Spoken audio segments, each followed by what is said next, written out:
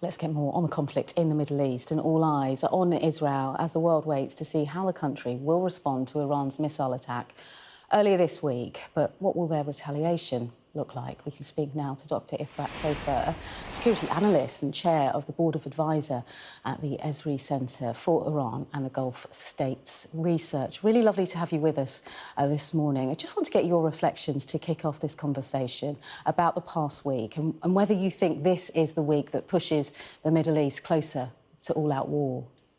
Well, thanks so much for having me on, Leah, so early in the morning. Where we are at the moment is the potential, we really are at a turning point in the whole region. We've seen the second unprecedented direct attack from Iran. As we saw, there were almost 200 ballistic missiles falling onto Israel, which is deeply, deeply concerning, not just for Israel, but for the entire Middle East. And what we saw yesterday, which I think we need to focus on this morning, is the potential broadening of Iran's proxy action, where we saw the Islamic resistance in Iraq sending 2 explosive drones into Israel, killing 2 soldiers. And that's significant because the same Shia militia in Iraq has been targeting British forces in the past and also American forces. And so the potential broader implications are quite large. What did you make of President Biden's response, Dr. Sopher? He said if he were in Israel's shoes, he wouldn't hit oil refineries. Do you get a sense that he's trying to restrain Israel, Benjamin Netanyahu, whatever comes in the next 48 hours or so? From what I understand, the Israelis and the Americans are in very, very close coordination on the potential Israeli response to the Iranian attack. I think that it could indeed be a strategic site that would be targeted. I've read in kind of the media that covers Iran that oil facilities have been emptied within Iran, which is interesting. I think they're seeing the threat as credible.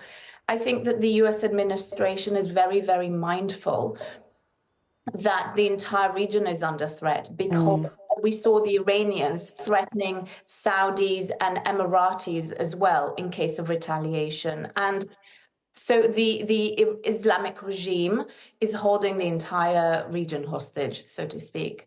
And we heard from Iran's supreme leader on Friday prayers. Very rare to hear from him after such a long time. No great surprises from what he was saying. Iran won't back down. But what I thought was particularly important was that he did part of that speech in Arabic. What do you make of that? Precisely, Leah. That, to me, was the most telling of a very propagandist speech, a very staged speech, where people were bussed in to show that there is support, which he doesn't have. He spoke in Arabic, I feel, because he wants to secure his unraveling proxy network. He needs to reassure his Syrian proxies, his Hezbollah proxies, the Houthis, the Arab-speaking world, that his control is not kind of spiraling into a very miscalculated place. So I feel it was from a place of weakness. Commentators have said that there has been real damage done to Iran in terms of Hamas in Gaza, Hezbollah in Lebanon. With that in mind, what do you think will be the retaliation from Israel and a timeline, I suppose, of when that might happen? I mean, what's being said in Israel is that Israel has a window of opportunity here, and all security analysts are seeing this very unique window here, where Hamas and Hezbollah have been incapacitated. The actions in Hezbollah, as we near the October 7th anniversary, we saw that Hezbollah was planning an October 7th on steroids. And this is why there is such a very deep operation into Lebanon. I see that there will be a retaliation. It's not if, but when. Yes, exactly.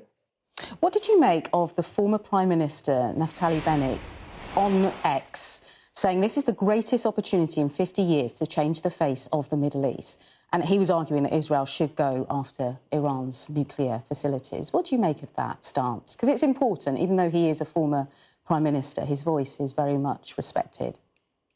I think indeed he often refers to the head of the octopus, and this really is, I think this needs to be done. We saw that Iran used almost 200 ballistic missiles. These ballistic missiles, for a country like Iran that has nuclear aspirations, could deliver nuclear warheads in the very near future if Iran were to turn nuclear.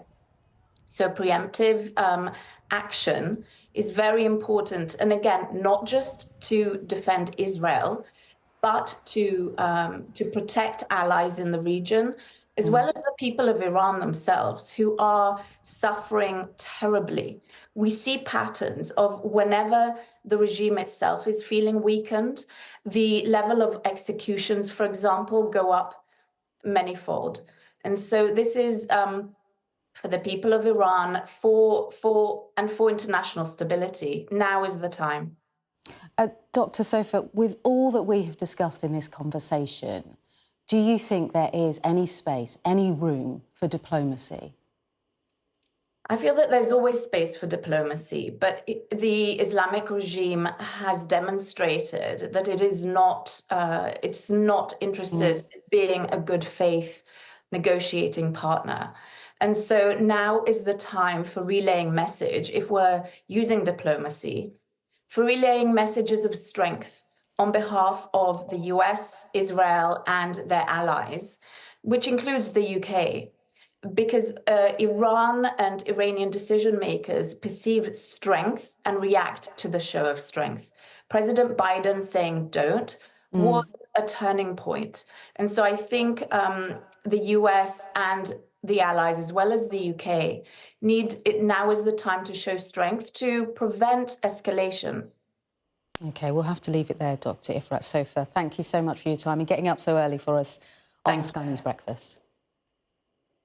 OK, let's take a look at the weather very quickly for you. And the weather is set to gradually turn more unsettled